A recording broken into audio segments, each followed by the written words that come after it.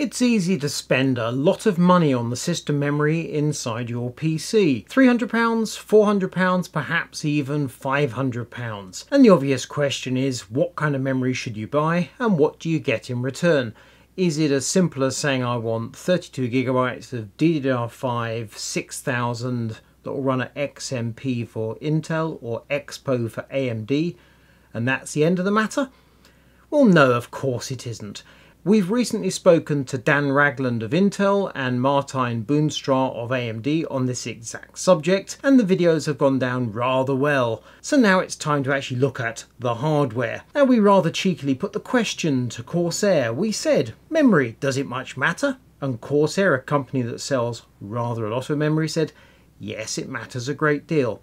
The memory we have here is Corsair Vengeance RGB in white. It's a 64GB kit, so 2x32GB, rated at DDR5 5600, CL36, and it's XMP for Intel. We've previously featured the Dominator Titanium First Edition 64GB kit, which is DDR5 6000, that's CL30 and EXPO for AMD. We also have Dominator Platinum RGB, that's a 32GB kit, DDR5 7000, CL34 and XMP for Intel. And then we have two Corsair Vengeance kits, and this kind of brings us to the heart of the matter. By eye, can you tell me which of these kits is rated at 5200 and which is rated at 6800? And the answer, of course, is that you can't, because the form factor of the modules is identical, the heat spreaders are identical. It's all about the ICs, the integrated circuits under those heat spreaders. And while the pricing of these two kits doesn't vary hugely, the 5200 is rather slow and old, costs £105, whereas the 6800 is bang up to date and costs £130. You cannot, of course, be sure that 6800 memory will run successfully in your PC. 5200 you can be sure that'll work, but will it actually be any good? Memory's arranged in a grid. You have to understand the row and the column configuration in order to address specific cells. You also have to refresh those cells.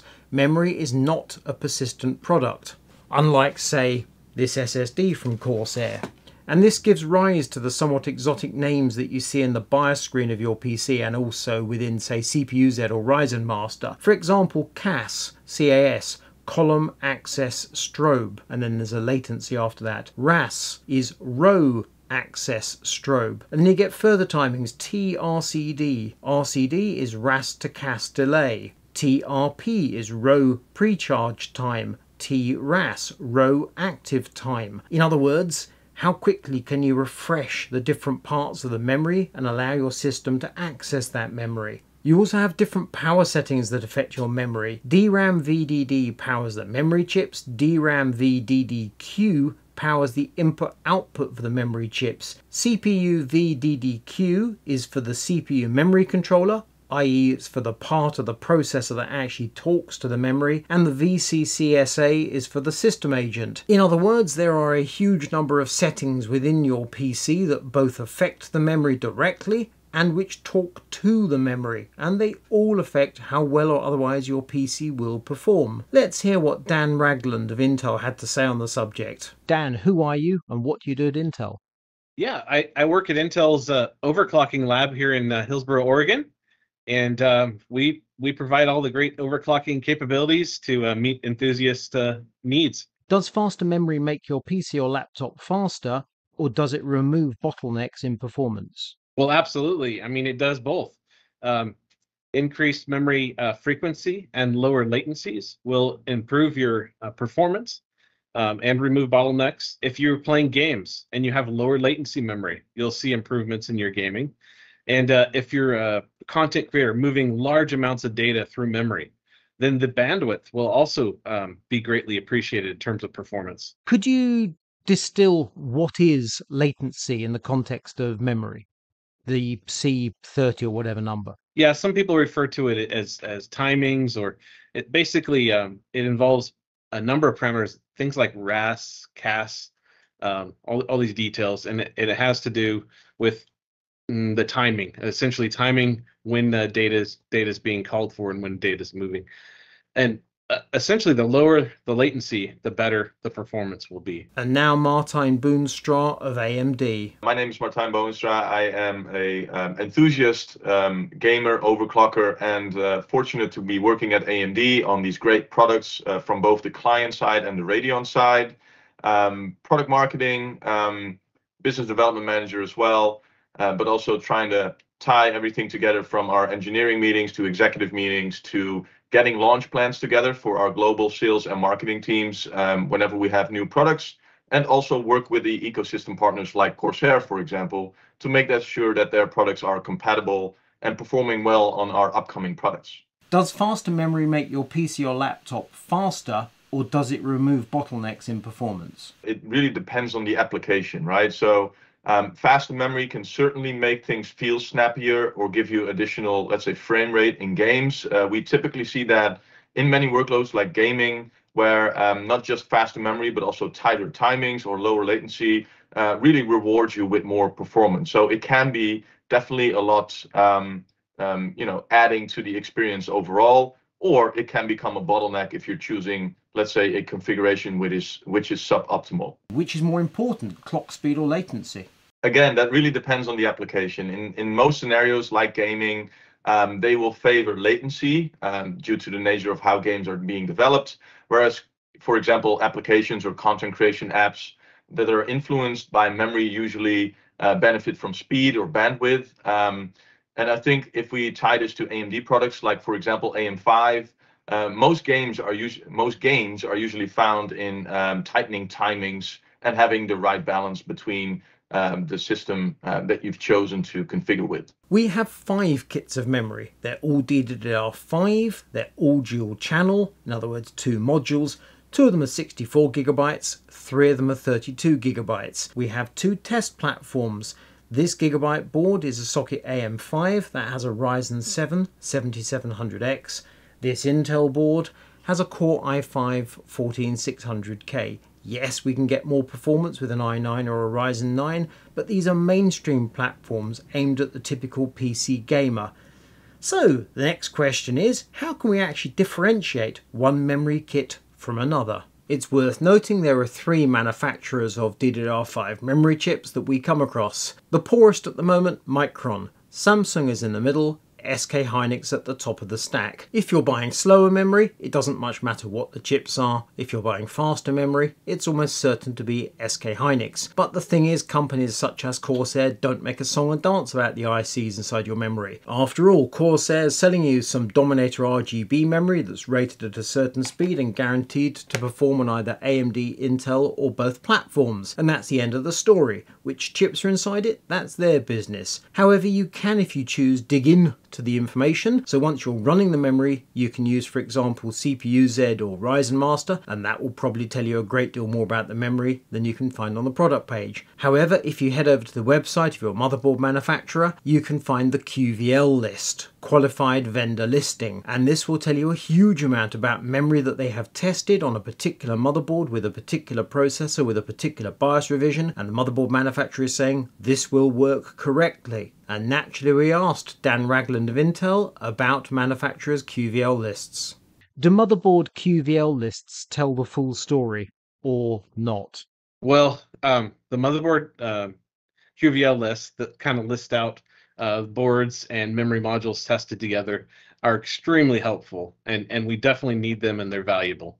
There's a lot to be told in the overall story, right? Like, how much margin did you have in the memory module using, and where on the spectrum was the memory controller? So there is more depth that could be available, but honestly, those QVLs are very helpful as a great starting point to know what's been tested on the board you have in front of you. The general rule of thumb is that for mainstream memory you don't need to pay much heed to QVL lists, although they do have interesting information in them. However, for edge cases you want to pay close attention to the QVL list. This is particularly true of fast memory on AMD. The rule of thumb recently for Zen 4 processors has been to use DDR5 6000, have decent timings, stop right there. Going beyond 6000, risky, because potentially the memory just won't work at EXPO settings. However, this Gigabyte QVL list has a huge amount of very fast memory that has been tested and is certainly compatible with this platform. I must confess I was shocked to see such a long list, but when you pay closer attention to the details, you'll notice something they all have in common. Yup, every single one of these kits uses the same memory ICs, and that's the explanation. If the memory's on this list, according to Gigabyte, you're safe up to 8,000 mega transfers. And what, you might wonder, is mega transfers? Megahertz is what you mean, isn't it, Leo? Well, no. We're talking here about DDR, or double data rate memory.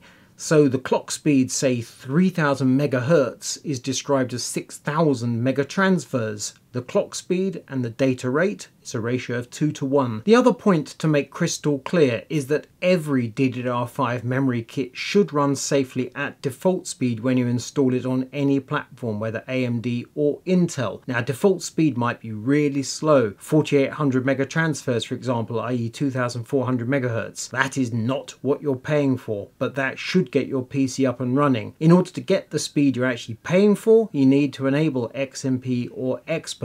XMP for Intel, EXPO for AMD. That of course might be problematic if you have an XMP kit and you're using AMD. In other words, it doesn't have an EXPO profile built in. Alternatively, when you hit the switch in the BIOS and turn on EXPO or XMP, you might suddenly find the system crashes and refuses to post.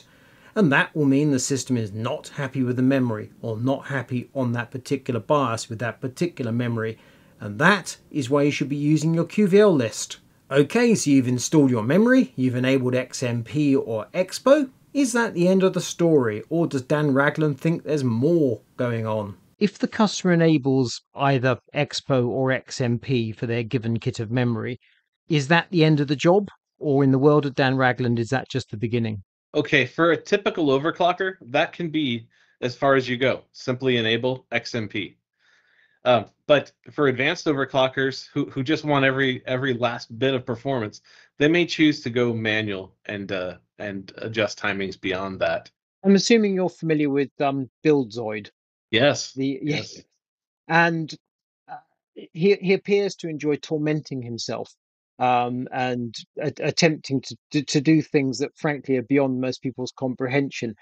When you watch his work, is it something that is of general technical interest, or is it more, and I don't wish in any way to pick on BuildZoid, he's a great guy, or is it more of something to do with almost a driven need to try and get the best out of the thing come hell or high water? Because I imagine you go through similar processes yourself, but not on video. Yeah, I appreciate his work.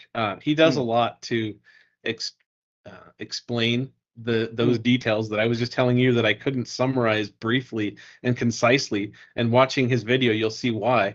It can get very involved. In fact, when you establish these latency values and all manually and the voltages, there's a lot involved, and so if anybody hasn't seen that, they should check it out, because it really will give you an appreciation for what goes into it. BuildZoid of actually hardcore overclocking is fabulous. You might have noticed that what I've been saying so far applies to DDR5 from all manufacturers, so it's time to give Corsair some love. Let us start with this vengeance.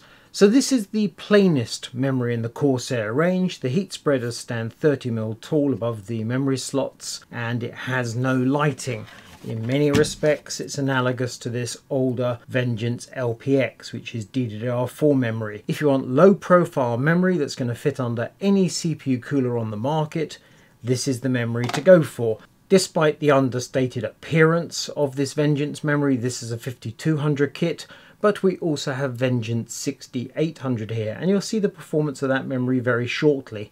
So it doesn't have to look particularly flash to perform well. I've turned off one of the lights to give us a better look at the light show. This Vengeance RGB, it happens to be white in colour, available in both white and black. The heatsinks stand taller, 44mm, and that's to accommodate the 10 LEDs. As you'd expect, the lighting is controlled by Corsair's IQ software.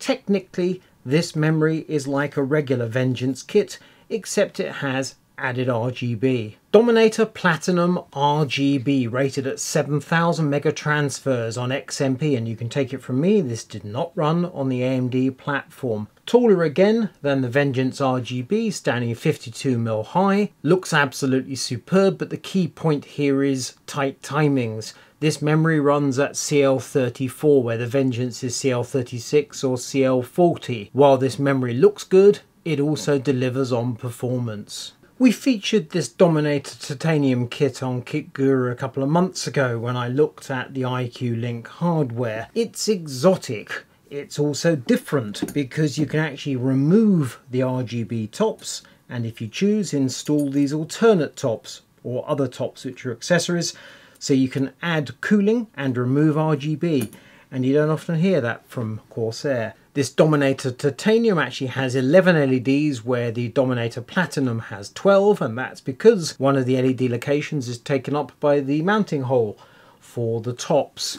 This kit is rated at 6000 mega transfers on AMD EXPO, and I am indeed running it on Intel. However, I have, as you might expect, have also run it on the AMD. I'll be showing you the figures very shortly. At 6000 mega transfers, it has CL30 latency, and the ICs are SK Hynix. So this is Corsair's top-notch AMD memory. We've got 5 kits of DDR5 on 2 platforms. All 5 kits ran on the Intel platform correctly. The 3 slower kits were happy to run on the AMD platform. The 6800 and 7000 would not run on AMD. However, as those profiles are XMP, there was no expectation that they would run on AMD. So that's 5 kits of memory, but 8 test results. Let's go to the charts and see how they performed. Let's start with a reality check. Cinebench R23 multi-core, which is pretty much a CPU test and nothing else. At the bottom of the chart, we've got the 3 AMD figures, and there's very little to separate them. Indeed, the 6000 memory, which is the most expensive, is actually at the bottom of the chart. And then we have the 5 Intel figures, and realistically, these are all within margin of error. In Cinebench R23, it is safe to say the memory makes very little difference. 7-zip version 23 benchmark. In 3 of the 4 bottom places we have the Ryzen 7 7700X, although the best of the AMD figures just overtakes the worst of the Intel figures. You can see with AMD there's a separation between compressing and decompressing, whereas with Intel it's pretty much the same figure. Then as we climb the chart and move from AMD to Intel, we see curious stuff. At the bottom of the Intel figures we have the 5200 CL38. But the next figure up for Intel in the middle of the chart is Dominator Platinum RGB DDR5 7000. Above that we have the DDR5 6000 and then the DDR5 6800. At the top of the chart, and it's not at all clear why, Vengeance RGB DDR5 5600. Ada 64 memory bandwidth. No surprises here. At the bottom of the chart we have the 3 AMD figures, and they are in order 5200, 5600 and 6000. Then we move on to Intel. 5200, 5600, 6000, 6800 and 7000. As I say, there are no surprises here. Gaming, and this is where things get interesting. So we're using RTX 4080 graphics. At the bottom of the chart we have the Ryzen 7, and there is some separation between those 3 memory types. The 5200 is certainly holding the system back. The 5600 looks perfectly okay, but that DDR5 6000 Dominator Titanium EXPO, that definitely gives the AMD system a bit of a lift. Moving up to the Intel figures in Marvels of the Guardians of the Galaxy at 1440, we have DDR5 5200, no surprise there. However, the next up is the DDR5 6800. Then we have DDR5 7000, and then, bizarrely, the Vengeance RGB DDR5 5600. Top of the chart, Dominator Titanium DDR5 6000. Remember, that kit is EXPO rather than XMP.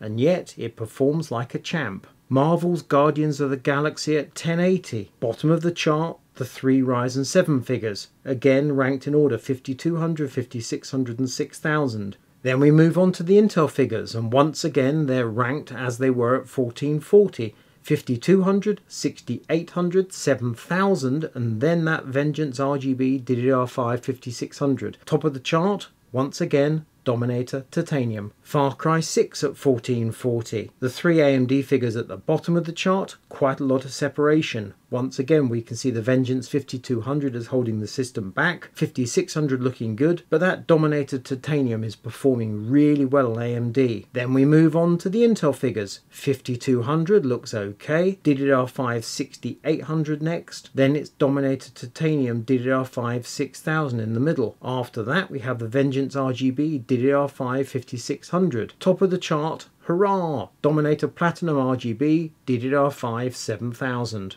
And in Far Cry 6 at 1080 it's a similar story. So the three AMDs down the bottom, quite a bit of a spread in frame rates, and then we move on to Intel. DDR5 5200, DDR5 6800, Dominator Titanium 6000, Vengeance RGB 5600, and once again Dominator Platinum RGB DDR5 7000 at the top of the chart. Before I started my benchmarking runs, I could not have predicted those results. The Ada64 was a dead cert, but the rest of them, that was a shot in the dark, and the gaming scores in particular, very interesting. We understand that the game engine is what makes all the difference, but until you find out how your system performs on any particular game engine, obviously the game engine that's most important to you is what counts, you won't really know how to get the best out of your gaming PC. Certainly we have established your choice of memory makes a big difference, even when we're talking about dual channel DDR5. There's an awful lot of detail to dig into. So this video has turned out to be something more of an adventure than I expected, and that seems like a jolly good way to end 2023.